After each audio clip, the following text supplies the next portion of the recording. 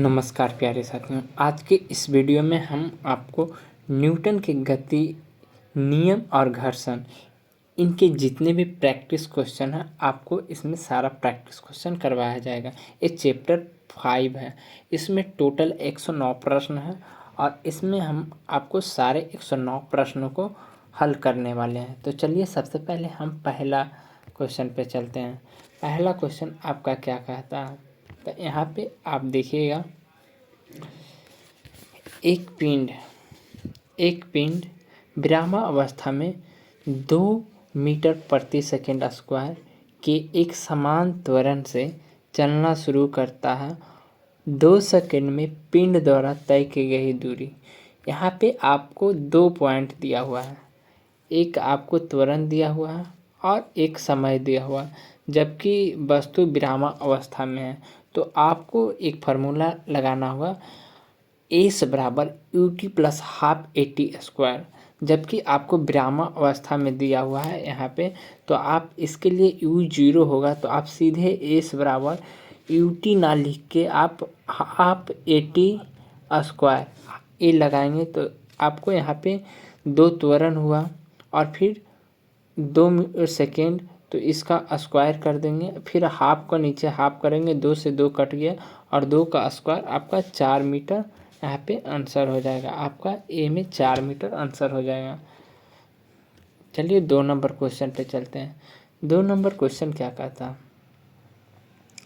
2 number अगर question की बात करें तो आपको निम्न में से कौन भौतिकविदों ने उत्प्लावन बल के अस्तित्व की व्याख्या की।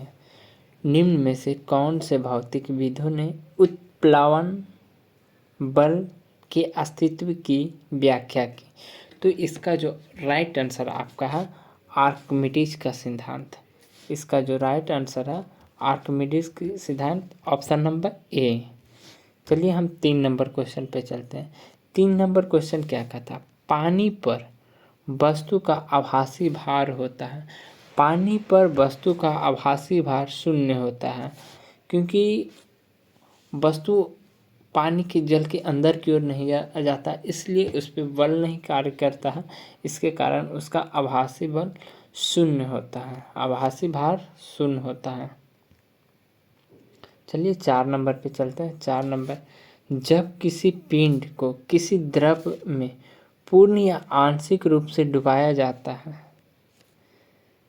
तब यह पिंड विस्थापित द्रव के भार के बराबर एक उत्क्षेप बल का अनुभव करता है। इसे किस सिद्धांत के रूप में जाना जाता है। तो देखिए, जब किसी पिंड को किसी द्रव में पूर्ण आंशिक रूप से डुबाया जाता है या फिर विस्थापित द्रव के भार के बराबर उत्क्षेप का अनुभव करता है तो ये आपका आर्किमिडीज सिद्धांत, ऑप्शन नंबर बी इसका राइट आंसर है। चलिए 5 नंबर क्वेश्चन पे चलते हैं। एक टैंक को एक समान क्षैतिज त्वरण से एक द्रव द्वारा आंशिक रूप से भरा गया है। निम्नलिखित में एक टैंक में द्रव की सतह के लिए कौन सा कथन सत्य है। तो इसका ऑप्शन देखेंगे, तो इसका जो ऑप्शन है, इसका ऑप्शन आपको द्रव की सतह की गति के दिशा में गिरता है और टैंक के पीछे की ओर उठता है। इसका राइट आंसर आपको यही होगा, द्रव की सतह गति की दिशा में गिरता है और टैंक के पीछे की ओर उठता है। हम क्वेश्चन नंबर 6 पे चलेंगे। क्वेश्चन नंबर 6 क्या कहता है, न्यूटन के तीसरे गति नियम के अनुसार, न्यूटन के तीसरे गति नियम के अनुसार, न्यूटन के तीसरा गति नियम की बात करें तो प्रत्येक क्रिया के बराबर विपरीत प्रतिक्रिया होती है। प्रत्येक क्रिया के बराबर विपरीत प्रतिक्रिया होते हैं। बल का तीसरा गति नियम कहता है प्रत्येक क्रिया के बराबर विपरीत प्रतिक्रिया होती है।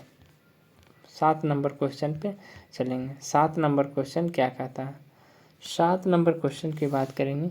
एक बिजली की पंखे को स्थिर नाव पर रखा गया है। इसके साथ हवा को नाव की पाल पर छोड़ा जाता है, निम्नलिखित में कौन सा कथन सही है? तो इसका कौन सा कथन सही है? एक बिजली के पंखे को स्थिर नाव पर रखा जाता है और इसके साथ हवा को नाव की पाल पर छोड़ा जाता है, निम्नलिखित में कौन सा कथन सही है? इसका कौन सा कथन सही है? तो नाव पहले की तरह स्थिर रहेगी, नाव पहले की तरह स्थिर रहेगी। इसका राइट ऑप्शन डी सही है। इसका कौन सा? डी सही है। इसको एक बार फिर से पढ़ेंगे। एक बिजली के पंखे को स्थिर नाव पर रखा गया है और इसके साथ हवा को हवा की पाल पर छोड़ा जाता है, निम्नलिखित में कौन सा कथन सही है? तो नाव पहले की तरह स्थिर रहेगी।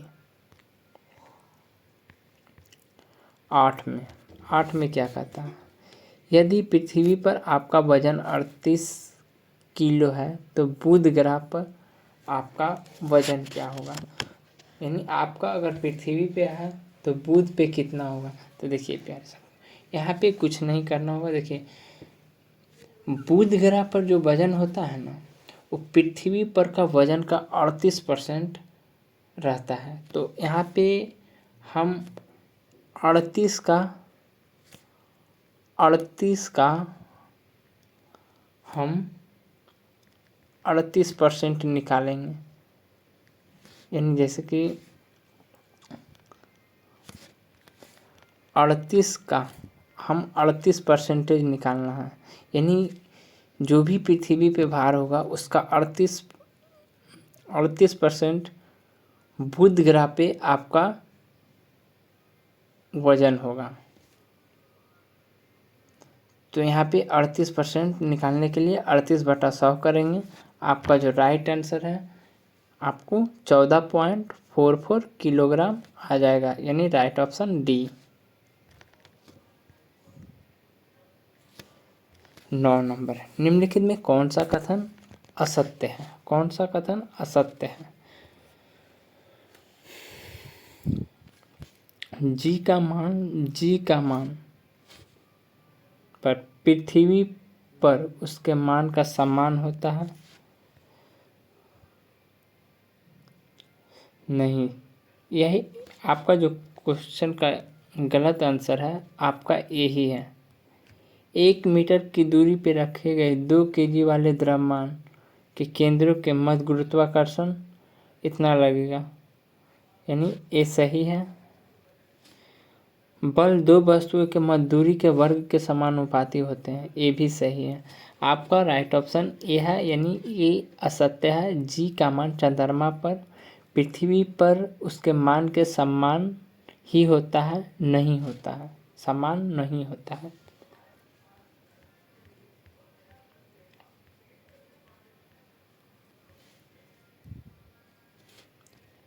दस नंबर क्वेश्चन देखेंगे। एक ग्रह की त्रिज्या और द्रव्यमान पृथ्वी की त्रिज्या और द्रव्यमान के आधे होते हैं। जी का मान क्या होगा? जी का मान यहाँ पे पूछ रहा है, तो आपको देखिए क्या करना होगा।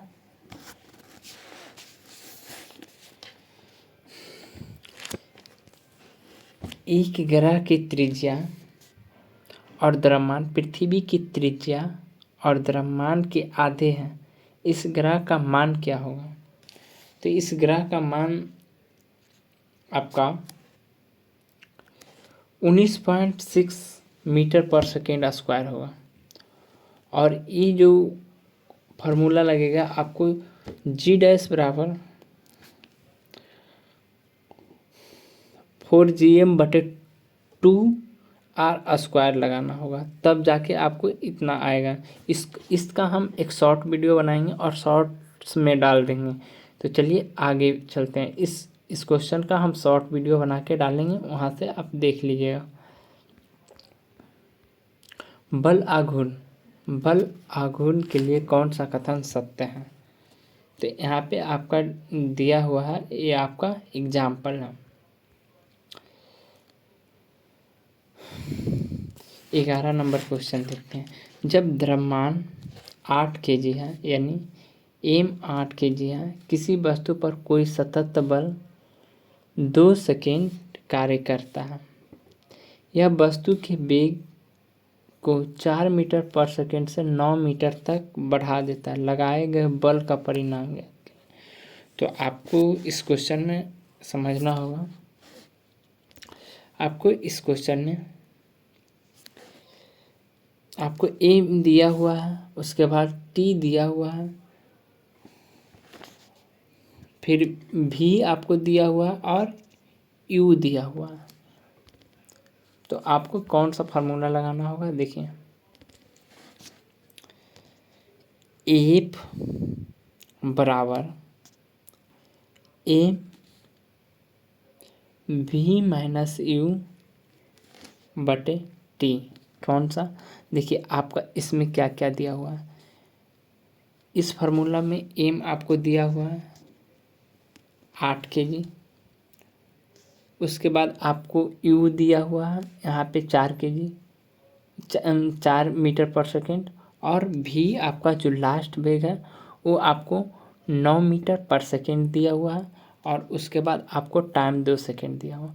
तो आप इस तरह का में सबसे शॉर्ट कैसे करेंगे जो हम आपको बता रहे हैं, तो इस तरह से आपको कैसे इस प्रश्न को करना है, सबसे एकदम इजी स्टेप में आपको हो जाएगा।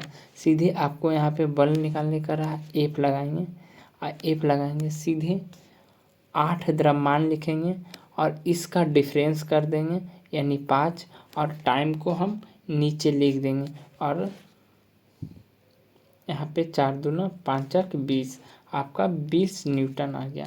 20 न्यूटन कैसे किए आप ध्यान से देख लिए होंगे।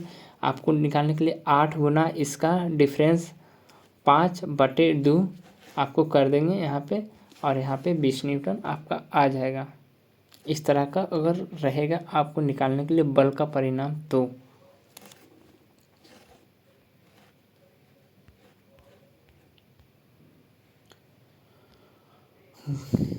यहाँ पे देखिए तृतीय गति तो पूछ लिया था, यहाँ पे आ गया द्वितीय गति नियम, यानी गति का द्वितीय गति नियम दर्शाता है।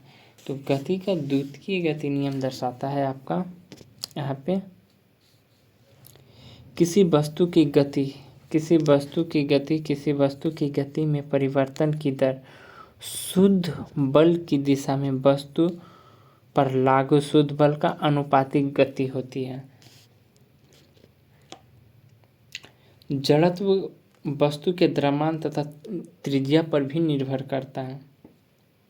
तो इसका जो राइट आंसर आपका है, आपका राइट आंसर इसका डी है। जो गति का द्वितीय नियम है, किसी वस्तु की गति में परिवर्तन की दर शुद्ध बल की दिशा में वस्तु पर लागू शुद्ध बल के अनुपातिक होती है। चलिए हम 13 नंबर प्रश्न पे चलते हैं। 13 नंबर प्रश्न क्या कहता है, 13 नंबर प्रश्न कहता है एक रॉकेट जिसका प्रारंभिक वेग जो है 20 मीटर प्रति सेकेंड है, एक स्थिर गति के साथ ऊर्ध्वाधर रूप से ऊपर की तरफ यात्रा करने के लिए लॉन्च किया गया है। समय आपको 35 सेकेंड है। यात्रा करने के बाद रॉकेट में समस्या उत्पन्न होती है और इसके ईंधन की आपूर्ति रुक गई। इसके बाद रॉकेट मुक्त निकाय की भांति यात्रा करता है इसके द्वारा प्राप्त की गई ऊंचाई। तो यहाँ पे देखिए एक रॉकेट 20 मीटर प्रति सेकेंड एक स्थिर गति के साथ ऊर्ध्वाधर रूप से ऊपर की तरफ यात्रा करने के लिए लॉन्च किया गया। 35 सेकेंड यात्रा करने के बाद रॉकेट की समस्या उत्पन्न हो जाती है, इसके ईंधन की आपूर्ति रुक गई है। इसके बाद रॉकेट एक मुक्त निकाय की भांति यात्रा करता है इसके द्वारा प्राप्त की गई ऊंचाई। तो देखिए इस प्रश्न को सबसे पहले आपको ये देख लेना होगा क्या क्या दिया हुआ है, इसमें आपको क्या खोज रहा हूँ। इसमें इसके द्वारा प्राप्त की गई ऊंचाई आपसे मांग रहा है, यानी आपसे क्या हाइट मांग रहा है। तो आपको क्या क्या निकालना होगा, आप सबसे पहले देखिए यहाँ पे निकालेंगे एस बराबर यू टी। यू आपका जो है 20 है और वहीं टी आपका 35 है, यानी टोटल 700 मीटर, यानी यहाँ पे 700 मीटर हमारा हो गया। और उसके बाद निरंतर वेग चली उसके द्वारा इसके एक बार और निकालना होगा, भी स्क्वायर बराबर यू स्क्वायर माइनस 2GS, इस पे निकालना होगा, यानी भी कितना हुआ, भी 20 के स्क्वायर।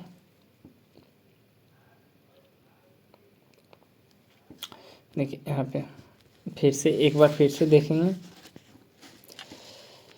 भी जैसे कि आप एस बराबर यू टी यू 20 है और टी 35 है। यहाँ पे 700 मीटर डिस्टेंस तो होगा ही होगा, लेकिन भी स्क्वायर बराबर यू स्क्वायर माइनस 2GS करने के बाद आपको यहाँ पे भी स्क्वायर बराबर यू स्क्वायर माइनस 2GS एक फार्मूला होता है।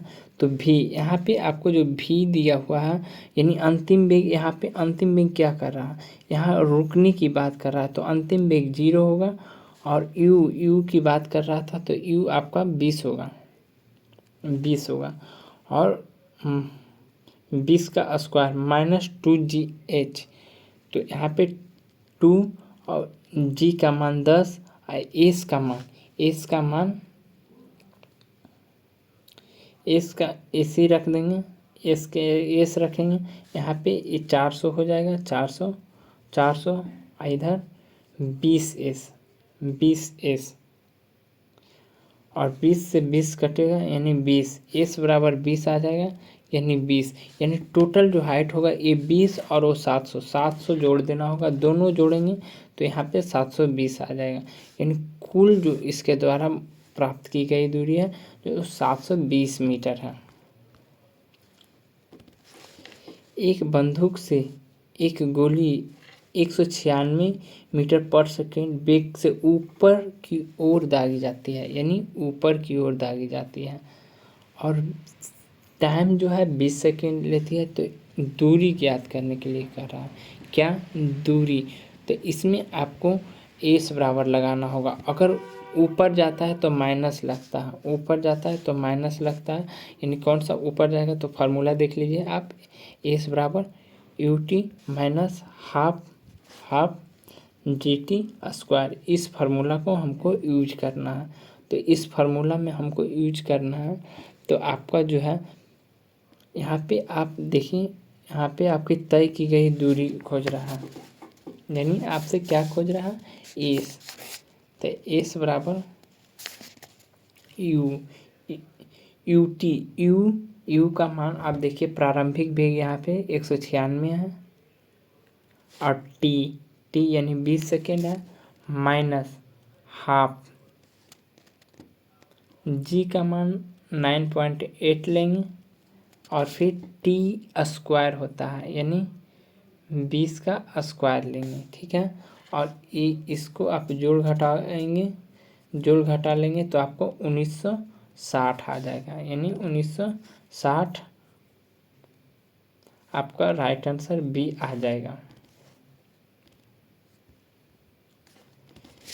किसी वस्तु को 29.4 मीटर पर सेकंड वेग से ऊपर फेंका जाता है, 1 सेकंड बाद वस्तु कितनी ऊंचाई तक पहुंचेगी, यानी आपको कितनी ऊंचाई तक पहुंचेगी, यानी कुछ समय बाद भी आपका कितनी ऊंचाई तक में भी आपका 0 हो जाएगा, यही पूछ रहा है।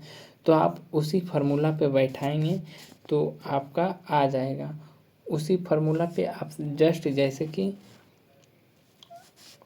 कि आपको एस बराबर यू का इतना रखेंगे 29.4 टी 1 सेकेंड माइनस हाफ और जी का मान 9.8 और टी स्क्वायर यानी 1 के स्क्वायर रखने से कोई फ़ायदा नहीं, तो आप नहीं रखिएगा। आप ये देखिएगा कि क्या नहीं रखे तो उसको आप छांटना पड़ेगा कम समय में बनाने के लिए। तो आप यहाँ से इसको 4.9 और 1 घटाइएगा तो आपको 24.5 मीटर आ जाएगा। 24.5 मीटर यानी आपका जो राइट आंसर है बी हो जाएगा। चलिए हम 16 नंबर पे चलते हैं। 80 मीटर की ऊंचाई, 80 मीटर की ऊंचाई से एक गेंद गिराई जाती है। अगर गिराई जाएगी तो आपको प्लस करना है, यानी GTS प्लस करना है। और चौथे सेकंड में तय की गई दूरी क्या होगी, तो चौथे सेकंड में तय की गई दूरी पूछा जा रहा है। तो यहाँ पे आपको चौथे सेकंड में दूरी निकालने के लिए उसका फार्मूला होता है,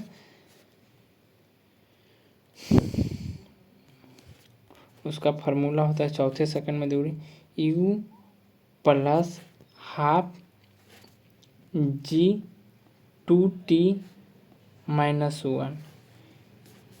चौथे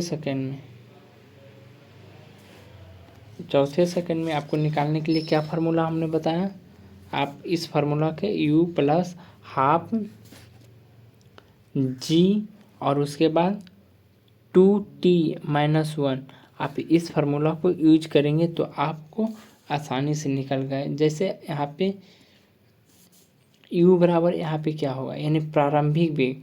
अगर कोई वस्तु ऊपर से गिराया जा रहा है, यानी यानी मान लीजिए ये ऊपर से गिराया जा रहा है, तो नीचे जब गिरेगा तो इसका U का मान 0 हो जाएगा। और ऊपर से गिरेगा तो वो जो मान रहेगा वो V रहेगा, यानी V जो है हमारा V नहीं, U का मान 0 हो जाएगा। और उसके बाद हमसे क्या खोज रहा है, हम इस फार्मूला पे बैठाएंगे जो फार्मूला हमने आपको बताया।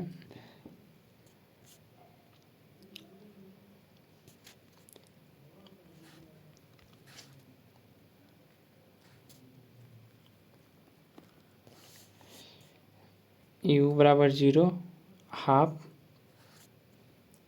G का मान 10, 2 T 4 सेकेंड माइनस 1 आप रखेंगे तो आएगा फिर 5 8 माइनस 1 और इसका यानी इस 7, 5 गुना 7 35, यानी आपको यहाँ पे 35 सेकेंड मारना होगा। एक बार इसको हम फिर से स्पष्ट करना चाहेंगे। 16 नंबर प्रश्न को हम फिर से स्पष्ट करेंगे। तो इस प्रश्न में आपको सिंपल से एक फार्मूला है, एस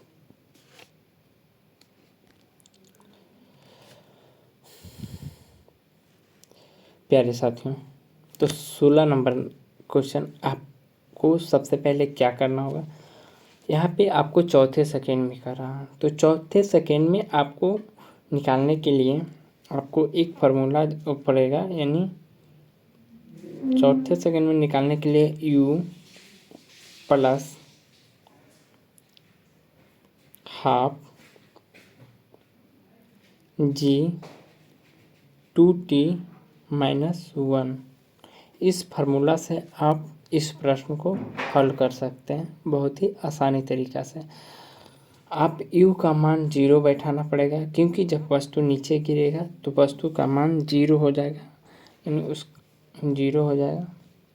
और हाफ G का मान आपको 10 रखना होगा और 2T माइनस 1, T का मान आपको यहाँ पे 4 रखना होगा, T का मान आप 4 रखना होगा, फिर 1 आप इस प्रश्न को पूरा को हल करेंगे तो आपका जो आंसर है 35 सेकेंड आ जाएगा। यहाँ पे 35 सेकेंड आ जाएगा, ठीक है।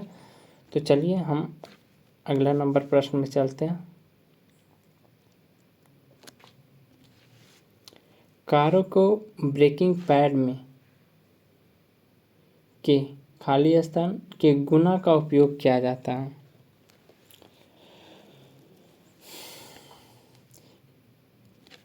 घर्षण का सकारात्मक प्रभाव। कारों के ब्रेकिंग पैड में खाली स्थान के गुण का उपयोग किया जाता है। घर्षण का सकारात्मक प्रभाव। कारों के ब्रेकिंग पैड में गुण का उपयोग किया जाता है। घर्षण का सकारात्मक प्रभाव। 18 नंबर प्रश्न में चलेंगे। यदि किसी गतिमान वस्तु का कोई बल आरोपित नहीं होता है तो यह किसके कारण रुक जाएगी? यदि किसी गतिमान वस्तु पर कोई बल आरोपित नहीं है तो यह किसके कारण रुक जाएगी? आप इस प्रश्न को एक बार फिर से पढ़ेंगे। यदि किसी गतिमान वस्तु पर कोई बल आरोपित नहीं है तो यह किसके कारण रुक जाएगी? तो यह जो है घर्षण के कारण रुक जाएगी। निम्न में कौन सा घर्षण बल के बारे में सही नहीं है?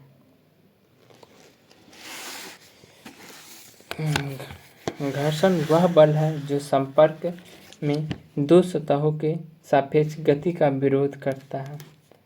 सही है। वह घर्षण बल जो किसी सतह पर चलने का कार्य करता है यह स्लाइडिंग घर्षण कहलाता है। फिसलना स्लाइडिंग घर्षण कहलाता है। सही है। चलिए सी ऑप्शन देखते हैं।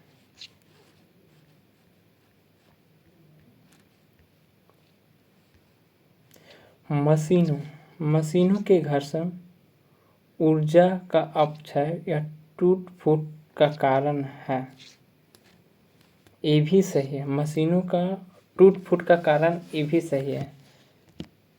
हम डी नंबर पढ़ते हैं। रोलिंग घर्षण स्लाइडिंग घर्षण की तुलना में अधिक होता है। मशीनों की बॉल बेयरिंग से घर्षण कम होता है। गलत यही है। यही गलत है और आपका राइट आंसर यही है। यानी रोलिंग घर्षण स्लाइडिंग घर्षण की तुलना में अधिक होता है। मशीन में बॉल बेयरिंग से घर्षण कम होता है। एक गलत है। आपका राइट आंसर आपको इसमें डी देना होगा।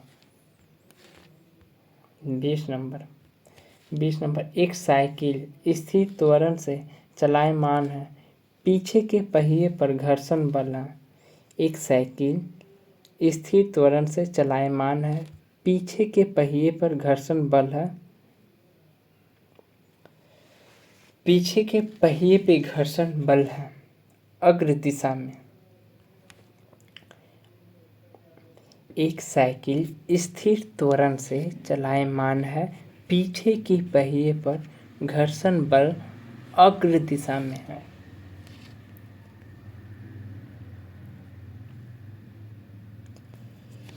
स्थिर या गतिज अवस्था में परिवर्तन का प्रतिरोध करने की एक वस्तु की प्रवृत्ति को कहा जाता है। स्थिर या गतिज अवस्था में परिवर्तन का प्रतिरोध करने की एक वस्तु की प्रवृत्ति को कहा जाता है। तो क्या कहा जाता है? जड़त्व कहा जाता है। स्थिर या गति में परिवर्तन का प्रतिरोध वस्तु की प्रवृत्ति को जड़त्व कहा जाता है।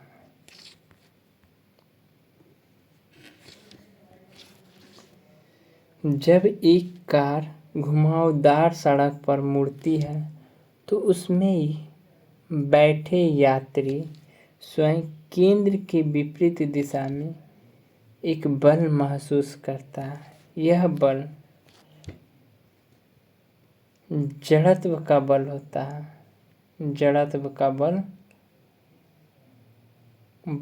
के कारण होता है। तो इसका राइट आंसर बी हो गया।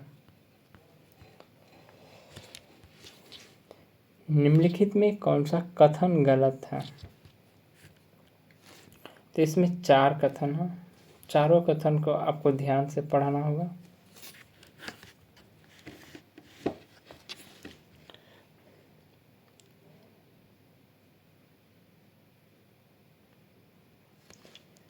जब एक बस अचानक रुकती है तो बस में बैठे यात्री पीछे की ओर एक झटका लगता है।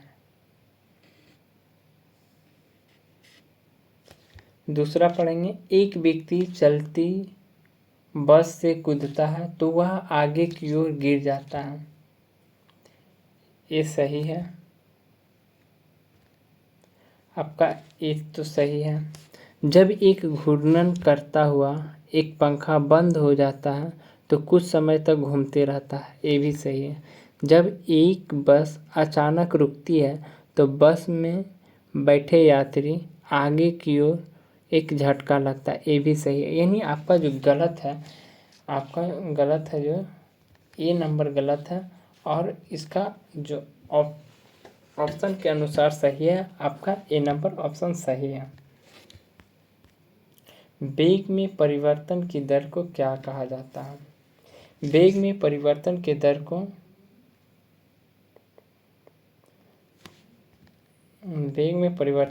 को त्वरण कहते हैं।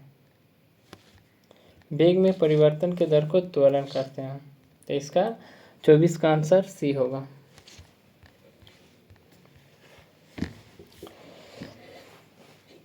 किसी वस्तु का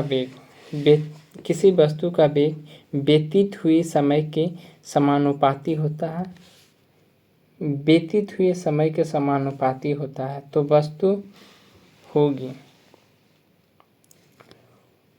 वस्तु एक समान त्वरण होगा। एक समान त्वरण, जब वस्तु व्यतीत हुई एक समान समानुपाती होता है तो वस्तु एक समान त्वरण होगा। किसी वस्तु का वेग व्यतीत हुए समय के समानुपाती होता है तो वस्तु का एक समान त्वरण होगी। 30 किग्रा द्रव्यमान में एक लोहे के गोले का व्यास 10.5 किग्रा द्रव्यमान के एक एल्युमिनियम के गोले के व्यास के बराबर है। तो दोनों गोलों एक साथ खड़ी चट्टान से गिराया जाता है। भूमि 10 मीटर की दूरी पे है तो उनका समान होगा।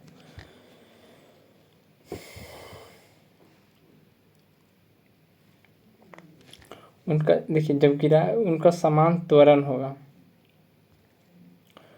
उसका बी ऑप्शन, उसका जो त्वरण होगा वही समान होगा। 30 केजी द्रव्यमान लोहे के गोले का व्यास 10.5 किग्रा द्रव्यमान के एल्युमिनियम के गोले के व्यास के बराबर है। दोनों गोले एक साथ खड़ी चट्टान से गिराया जाता है। वे भूमि पर 10 मीटर की दूरी पर हो, उनका त्वरण जो होगा समान होगा। यानी इसका राइट ऑप्शन बी जो है ये सही है। 27 नंबर चलते हैं। 27 नंबर, पृथ्वी की सतह पर द्रव्यमान m और त्रिज्या r पर गुरुत्वाकर्षण के कारण त्वरण अनुपातिक होता है। m/r²। ऑप्शन नंबर ए सही है। जी का त्वरण गुरुत्व जी के कारण त्वरण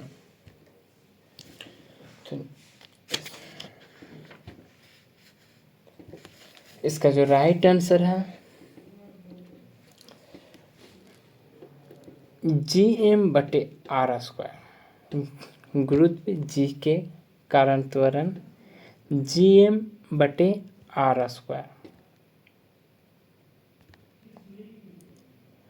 चलिए 29 नंबर, यदि सूर्य पृथ्वी के द्रव्यमान और उनके बीच की दूरी क्रमशः m और r है, सूर्य के गुरुत्वाकर्षण सूर्य के चारों ओर पृथ्वी का परिक्रमण के लिए कार्य है। देखिए, एक सूर्य पृथ्वी का द्रव्यमान और उसके बीच की दूरी एम और आर है, तो सूर्य के गुरुत्वाकर्षण, सूर्य के चारों ओर पृथ्वी का परिक्रमण के लिए कार्य जो होगा वो आपका 0 होगा। इसका राइट ऑप्शन ए सही है।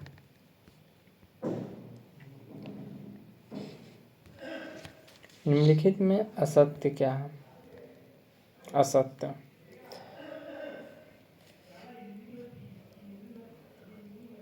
असत्य जी का मान ऊंचाई के साथ परिवर्तित होती है।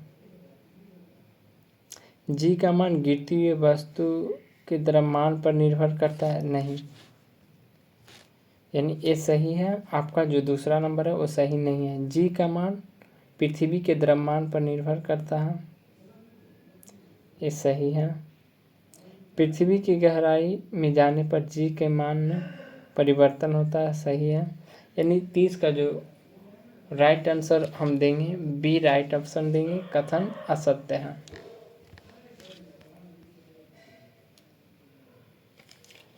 चलिए हम 31 नंबर बनाते हैं। 31 नंबर की बात करें, 5 सेकेंड में किसी वस्तु का वेग 5 मीटर प्रति सेकेंड से बढ़कर 10 मीटर प्रति सेकेंड हो जाए तो उसका त्वरण ज्ञात करें। यानी आपसे एक पूछ रहा है, एक ज्ञात करने के लिए कह रहा है, तो v माइनस यू बटे टी। तो आपको डायरेक्ट आपको ये सोचना होगा इस प्रश्न में कि आपको त्वरण किस तरह से बदल रहा है। तो आपको जो त्वरण इस प्रश्न में बदल रहा है, जैसे 5 मीटर पर सेकेंड से 10 मीटर पर सेकेंड हो रहा है, यानी 5 से 10, 10 में से 5 गया 5, और ये 5 सेकेंड, यानी टाइम भी आपको 5 सेकेंड है। v माइनस यू बटे टी लगाना है, तो दोनों काट के 1, और यहाँ पे जो सबसे बड़ी है आपको यूनिट मीटर पर सेकेंड स्क्वायर, यानी आपका जो राइट आंसर है इसमें आपको डी नंबर सही होगा।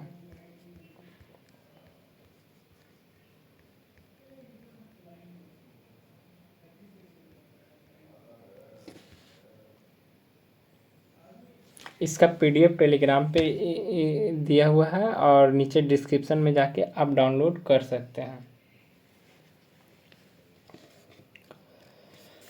हम चलते हैं अब 32 नंबर। देखिए, आप ध्यान से पढ़िएगा इस प्रश्न को। देखिए, ज़रूरी नहीं है कि हम पूरे फास्ट में करें और प्रश्न को सही से समझ नहीं पाए तो फिर कोई फ़ायदा नहीं है। तो इसलिए हम बहुत ही आपको धीमे धीमे पढ़ाएंगे और बहुत ही अच्छे तरीक़ा से आपको खुद ही याद हो जाएगा। जैसे कि आप अपने स्तर से भी देखेंगे कि जैसे आप खुद ही एक बुक पढ़ रहे हैं, उसी तरह से आपका रिवीजन हो जाएगा। एक कार का वेग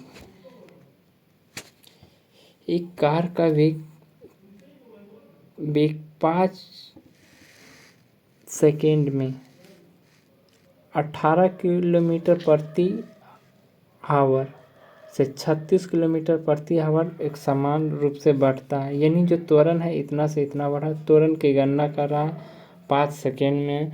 तो यहाँ देखिए आपको कुछ चेंज करना होगा, क्योंकि यहाँ सेकेंड में है, किलोमीटर में है, दोनों से 18 बढ़ा, यानी दोनों से 18 किलोमीटर को 5/18 करके चेंज कर लेंगे। यहाँ पे 5 सेकेंड है, यहाँ पे 18 से 18 कटा, ये जो नीचे वाला 5 है, नीचे वाला जो 5 है ये 5 नीचे, यानी यहाँ पे 5/5 हो जाएगा और फिर काट के आपको 1 मीटर पर सेकेंड यहाँ पे आपका जो ऑप्शन होगा, ऑप्शन यहाँ पे ए मारना होगा। यहाँ पे आप देखिए ऑप्शन से भी देखिएगा तो इसमें आपको 2 ऑप्शन दिया गया है जो कि गड़बड़ है। मीटर पर सेकेंड स्क्वायर होगा, यानी यहाँ पे माइनस में ऊपर लाएंगे तो आपको माइनस में रहेगा, तो आपको ये ध्यान देना होगा यूनिट।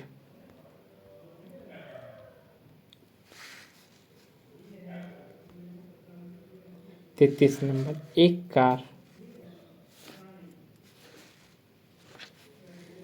5 सेकंड में 18 किलोमीटर से 72 किलोमीटर तक समान एक्सीलेटर से करती है त्वरण।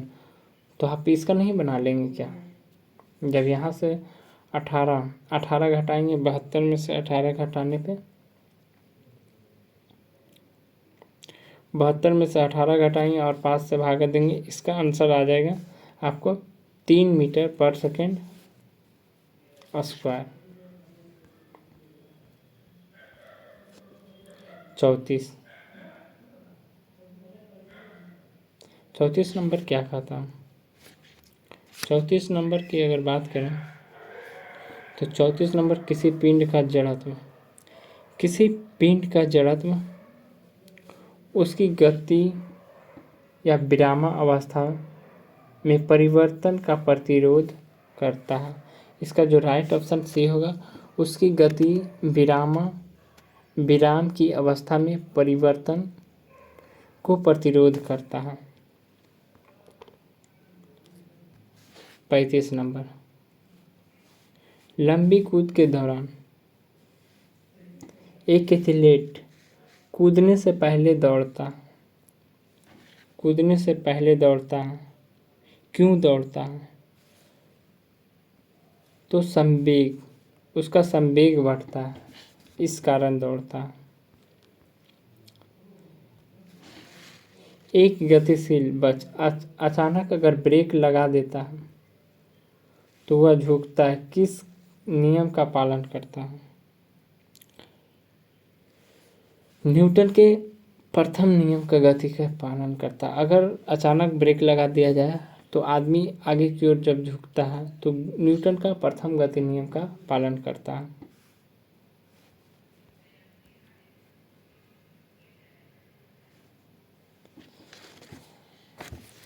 किसी पिंड के उसके गुणधर्म को क्या कहते हैं जिससे वह सीधी रेखा में यह विराम एक समान गति की स्थिति में किसी भी परिवर्तन का प्रतिरोध करता है? जड़त्व कहलाता है।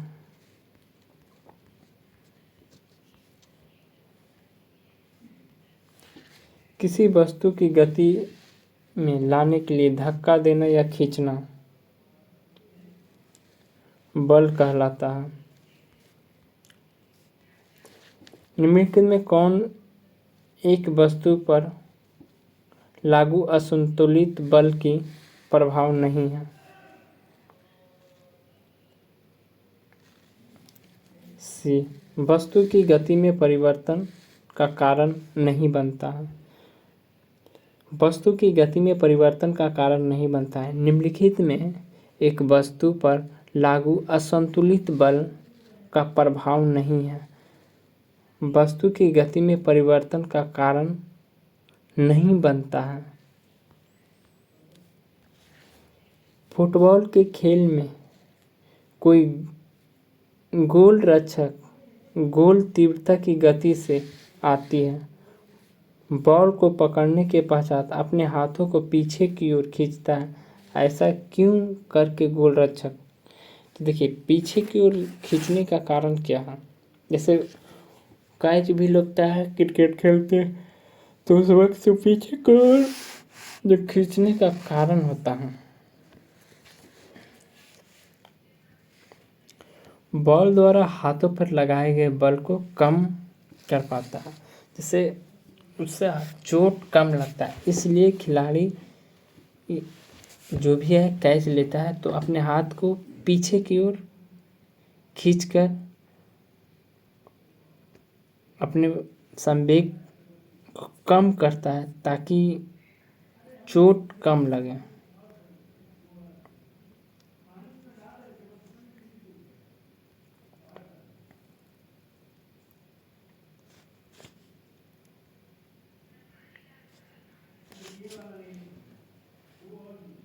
यहाँ पे एक न्यूमेरिकल दिया हुआ, स्थिर अवस्था से प्रारंभ करने पर सुनील की कार, देखिए यहाँ पे सुनील की कार 10 सेकेंड और 20 मीटर पर सेकेंड के वेग प्राप्त कर लेते हैं। त्वरण यानी यहाँ पे आपको त्वरण ज्ञात करने के लिए कह रहा आपको। देखिए हमेशा प्रश्न में आप ये देखने की कोशिश करेंगे आपसे मांगा क्या जा रहा है, त्वरण और स्थिर अवस्था में। तो आप यहाँ पे सबसे पहले क्या करेंगे, त्वरण यानी आपको वेग चाहिए, यहाँ पे वेग आपको दिया हुआ है, और क्या चाहिए आपको टाइम चाहिए, तो टाइम भी दिया हुआ है। यानी जो देखिए ए बराबर आपको सीधे यहाँ पे भी बटे टी होता है, तो यहाँ पे 20/10 यहाँ पे आप काट देंगे, तो यहाँ पे आपका जो ऑप्शन है 2 मीटर। देखिए और देखिए यहाँ पे सारा आप इसको यूनिट से ही कर सकते हैं। आपको त्वरण मीटर पर सेकेंड स्क्वायर, हम क्या बोल रहे थे हर बार, मीटर पर सेकेंड स्क्वायर। यहाँ पे आपका जो ऑप्शन है डायरेक्ट इसी तरह से कर सकते हैं, मीटर पर सेकेंड स्क्वायर। 350 न्यूटन का एक बल 500 केजी के द्रव्यमान लगाया जाता है, स्थिर वस्तु में उत्पन्न त्वरण कितना होगा। यानी जो एफ दिया हुआ है आपको, एफ दिया हुआ है, उसके बाद एम दिया हुआ है और ए खोज रहा है। तो यानी देखिए आप एक फार्मूला पढ़े होंगे, एफ बराबर m a m m m a m a m a. यहाँ पे 350 बराबर एम 500 गुना ए। यहाँ पे कह रहा है 0 से 0 काटेंगे, यानी आप इसका सॉल्यूशन करेंगे तो आपको तो सीधे आएगा ही आएगा 0.7 तो आएगा ही आएगा अगर सभी में है तो आपको यहाँ से यूनिट चूज करके यहाँ पे आपको मीटर पर सेकेंड स्क्वायर ऐसे भी आप टिक कर सकते थे, लेकिन उस तरह से आपको अगर नहीं दिया हुआ है तो बनाने का विधि ए बराबर एम ए लगा के आप उसको सोल्यूशन कर सकते हैं। एक अचल स्थिति में शुरू करके सोनी साइकिल द्वारा 30 सेकेंड में 60 मीटर पर सेकेंड की गति पकड़ती है। त्वरण ज्ञात करें। फिर से त्वरण आ गया, यहाँ पे सारा एक ही दिया हुआ नहीं, थोड़ा अलग दिया हुआ है, तो आपको ये करना होगा। जैसे कि आपको त्वरण यहाँ पे आपको क्या दिया हुआ,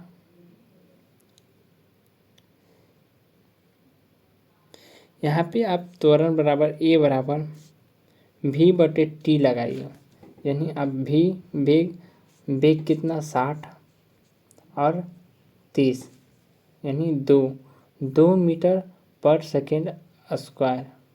यहाँ पे माइनस ऊपर कर देंगे। यहाँ पे आपका जो राइट ऑप्शन होगा आपका बी नंबर आपका राइट ऑप्शन होगा। 44 वस्तु पर लागू संतुलित बल का प्रभाव। वस्तु पर लागू संतुलित बल का प्रभाव है एक वस्तु की आकृति में परिवर्तन। आपका जो राइट ऑप्शन है ए, एक वस्तु की आकृति में परिवर्तन ही लागू संतुलित बल का प्रभाव होता है।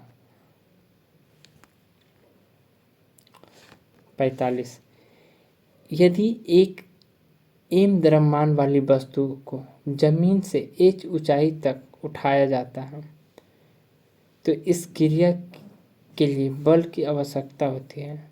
वस्तु को उठाने के लिए आवश्यक न्यूनतम बल वस्तु का वजन, न्यूनतम बल वस्तु का वजन के समान होता है। यदि एम द्रव्यमान वाली कोई वस्तु है और h ऊंचाई तक उठाया जाता है तो इस क्रिया के लिए बल की जो आवश्यकता होती है कम से कम तो न्यूनतम वस्तु के वजन के बराबर होना चाहिए।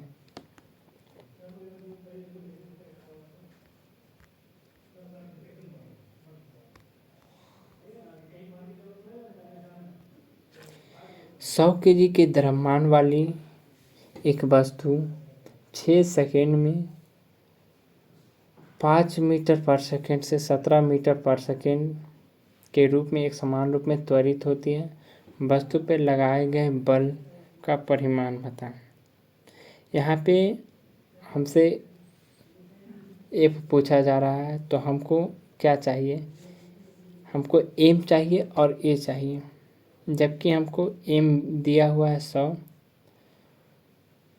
एफ बराबर एम 100 दिया हुआ है, और ए त्वरण भी चाहिए। तो त्वरण के लिए हम क्या लगाएंगे, त्वरण के लिए हम लगाएंगे 17 में 5 गया, 17 माइनस 5, 17 - 5 बटे 6, 17 में से 5 गया 12, 12 में 2, यानी आपको 2, यानी 200 न्यूटन। यहाँ पे आपको 200 न्यूटन, और यहाँ पे त्वरण, यहाँ पे बल की बात कर रहा था, यानी आपको यहाँ पे न्यूटन, यहाँ पे न्यूटन, और यहाँ पे दिया भी हुआ है। लेकिन देखिए हर किसी में तो दिया हुआ नहीं न रहेगा कि एक ही दिया हुआ रहेगा। हम मान रहे हैं यहाँ पे न्यूटन आपको दिया हुआ है, डायरेक्ट मान लेंगे, लेकिन हर क्वेश्चन में नहीं दिया हुआ है। तो आप सीधे जानिए, अगर त्वरण निकालना होगा तो इसका डिफरेंस करके बटे ए करेंगे, आपका यहाँ से त्वरण निकलेगा। उसके बाद आप यहाँ से एफ बराबर एम ए करके आप 100 में जो आएगा ए आएगा उससे गुना करेंगे, आपको 200 न्यूटन यहाँ पे मिल जाएगा।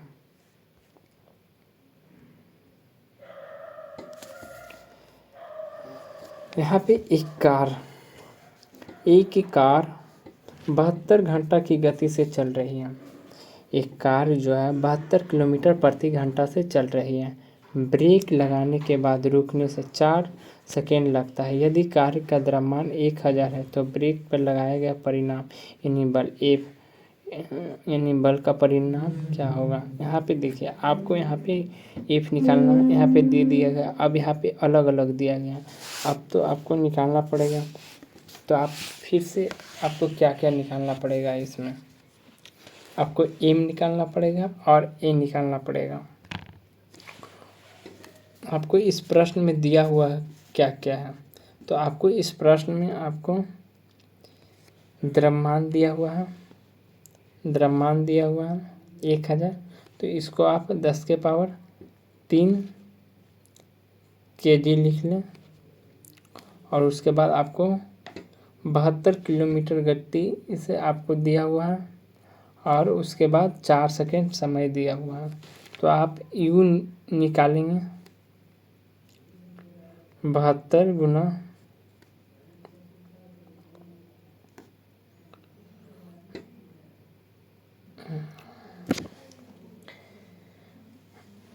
72 को हम पहले बदल देंगे, जैसे यू 72 किलोमीटर में है, हम इसको मीटर पर सेकेंड में बदलेंगे। तो यहाँ पे 5/18 से,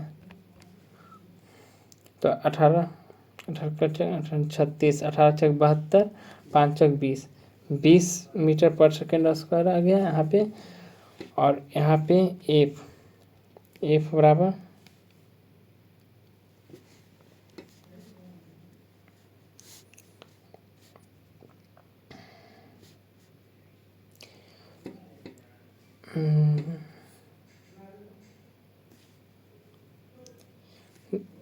एम क्या है 10⁻³ और यहाँ पे त्वरण की बात कर रहा है। तो त्वरण हम कितना देंगे, यहाँ पे आपका यू आया था आपको 20, और यहाँ पे हमको ए चाहिए। ए त्वरण निकालने के लिए क्या है, तो हमको ए त्वरण निकालना है।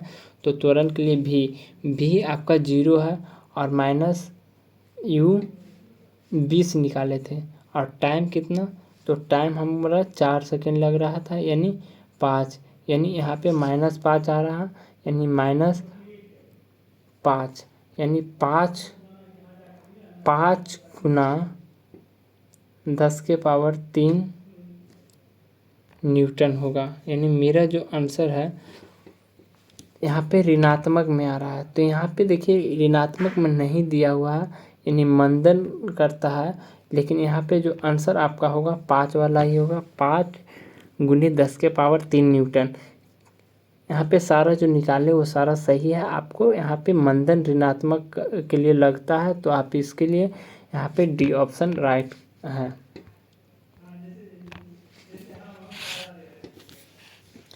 एक मोटर जिसका द्रव्यमान इतना है, 72 किलोमीटर वेग से चल रही है, 80 मिनट में विरामावस्था में ला दिया जाता है। मंदन बल होगा, देखिए यहाँ पे मंदन बल अगर नेगेटिव भी आएगा तो आपको पॉजिटिव में आंसर करना होगा।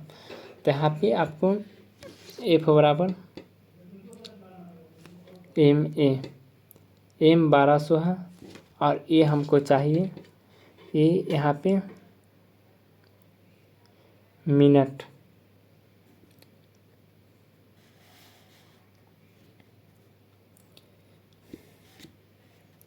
यहाँ पे हमको चाहिए 72 को हम अगर 5/18, 18 चक 72 -20 यहाँ पे हो जाएगा। और फिर से हम इसका त्वरण निकालेंगे, त्वरण इसका निकालेंगे तो हमारा त्वरण क्या आएगा, ए भी 0 हो जाएगा, -20 और टी, इसको जो है ना 80 मिनट को आपको सेकेंड में बदलना होगा। तो सेकेंड में बदलिएगा तो 4800 आएगा। तो आप काट छाट के यहाँ पे आप लिखेंगे -1 बराबर 24×240 और यही आपको आप करना होगा 1200 गुना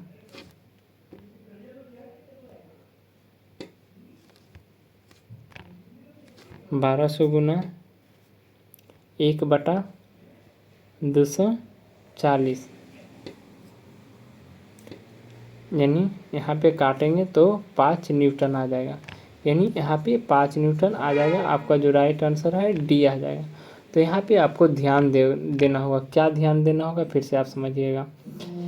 1200 आपका एम दिया हुआ है, आप इसको मीटर पर सेकेंड में बदल देंगे 5/18 से, और यहाँ पे त्वरण निकालना है तो हमको टाइम को भी सेकेंड में बदलना होगा। तो सेकेंड में आप इसको बदलेंगे तो जो आ जाएगा उसके बाद सीधे इससे गुना करके काट देंगे, आपका 5 न्यूटन आंसर आ जाएगा।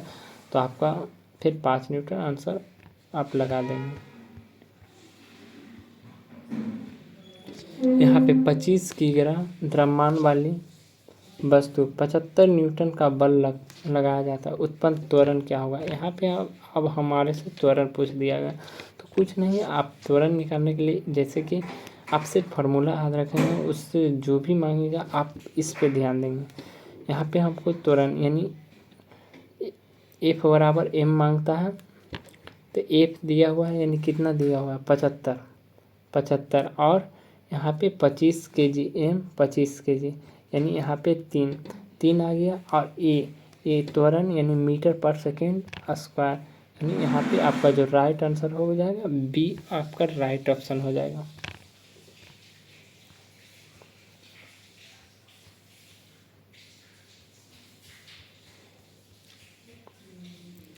चलिए 50 नंबर पे चलते हैं।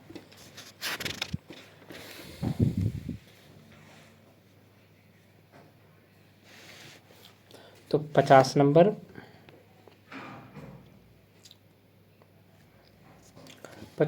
क्या कहता है, कोई यात्री है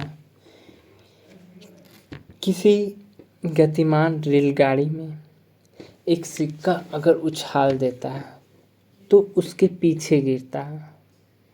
इसका क्या अर्थ है, देखिए इसका अर्थ यही है कि रेलगाड़ी जो है ना वो त्वरित में है और उसके अंदर जो बैठे यात्री है उसमें भी त्वरित है, लेकिन जब बैठे अंदर जो व्यक्ति है वो विरामावस्था में रहता है और रेलगाड़ी गति अवस्था में रहता है। इस कारण उसके जो सिक्का है पीछे गिरता है। तो इसका जो आंसर होगा ये होगा, त्वरित होगा। देखिए वीडियो बहुत लंबा होगा, इसके लिए हम इस वीडियो के यहीं पे रोकते हैं और हम 51 से आपको दूसरा वीडियो में लाएंगे, इसका सेकेंड पार्ट में लाएंगे। तो ठीक है, तब तक के लिए धन्यवाद। आप लाइक और सब्सक्राइब ज़रूर करें और नोटिफिकेशन ज़रूर ऑन रखें। बाकी जो भी है नीचे डिस्क्रिप्शन में टेलीग्राम पे ज़रूर जुड़ जाएं। वहाँ पे आपको इम्पोर्टेंट जो भी PDF रहेगा सारा बुक का PDF आपको वहाँ पे मिल जाएगा। धन्यवाद।